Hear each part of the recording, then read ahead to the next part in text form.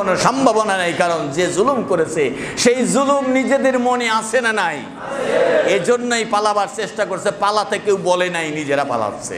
পালাতে কেউ বলে নাই, নিজেরা পালাচ্ছে। শেষ পর্যন্ত রাসূল সাল্লাল্লাহু আলাইহি সাল্লাম বলছেন, সেই আয়াতেই আমি আপনাদের সামনে তেলাওয়াত করেছি। কি বলছেন? রাসূল সাল্লাল্লাহু আলাইহি সাল্লাম বলছেন, ক্বালু তাল্লাহি, হ্যাঁ, জাতির লোকেরা বলেছিল যে আপনি আজকে আমাদের উপরে প্রতিষ্ঠিত, আমাদের চাইতে আপনার সম্মান বেশি। আগেও ছিল, ঠিক কিনা? আগেও ছিল, আগে বুঝে নাই, তা আজকে স্বীকার করেছে। আল্লাহ রাসূল বললেন, না, তোমাদের পালাতে হবে না, পালাতে হবে না। লা তাসরিবা আলাইকুমুল ইয়াওমা, আজকে তোমাদের উপর আমার কোনো দাবি নেই, আমি সাধারণ ক্ষমা ঘোষণা করলাম। সুবহানাল্লাহ। তবে এই সাধারণ ক্ষমার আওতামুক্ত থাকবে 14 জন লোক। কয়জন?